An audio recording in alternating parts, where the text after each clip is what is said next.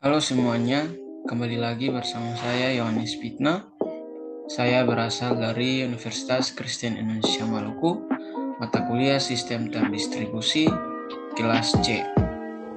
Ya, baik teman-teman, di sini kita akan membahas mengenai komunikasi data. Pokok pembahasan yang akan kita bahas nanti, yang pertama ada protokol, dan yang kedua ada RPC atau Remote Procedure Call. Yang pertama kita masuk kepada apa itu komunikasi data.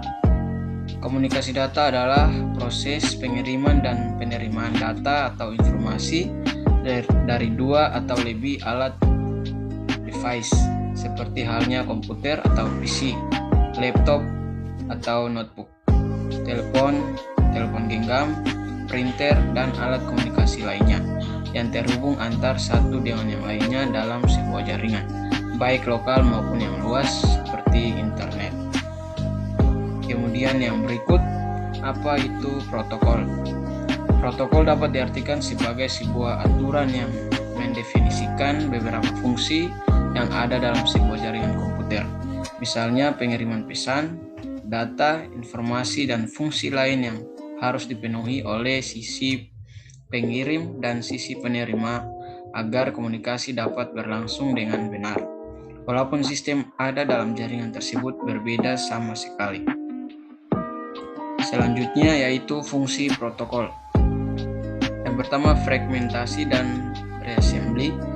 Fungsi dari fragmentasi dan reassembly adalah membagi informasi yang dikirim menjadi beberapa paket data pada saat sisi pengirim mengirimkan informasi, dan setelah diterima maka sisi penerima akan menggabungkan lagi menjadi paket informasi yang lengkap. Kemudian yang berikut, encapsulation. Fungsi dari encapsulation adalah melengkapi informasi yang dikirimkan dengan address, kode-kode koreksi, dan lain-lain. Yang kedua, connection control. Fungsi dari connection control adalah membangun hubungan connection komunikasi dari sisi pengirim dan sisi penerima, di mana dalam membangun hubungan ini juga termasuk dalam hal pengiriman data dan mengakhiri hubungan. Selanjutnya yaitu flow control, berfungsi sebagai pengatur perjalanan data dari sisi pengirim ke sisi penerima. Yang berikut, error control. Nah, fungsi dari error control adalah mengontrol terjadinya kesalahan yang terjadi pada waktu data dikirimkan.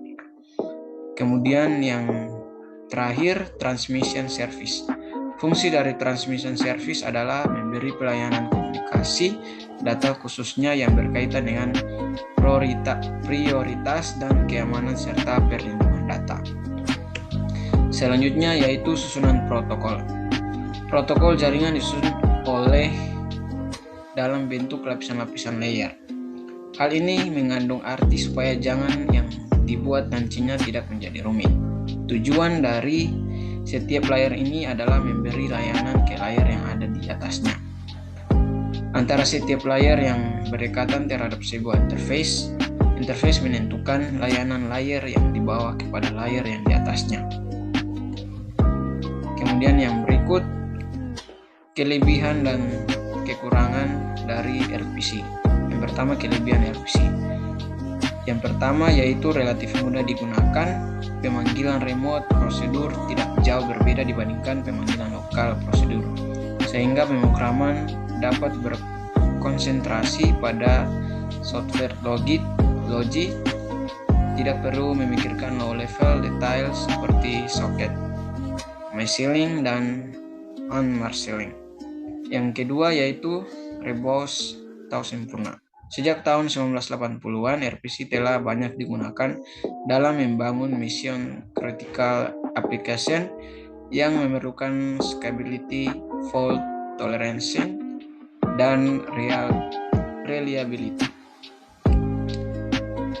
Yang berikut, kekurangan RPC. Yang pertama, tidak fleksibel terhadap perubahan. Yang kedua, static relationship between client dan server at runtime.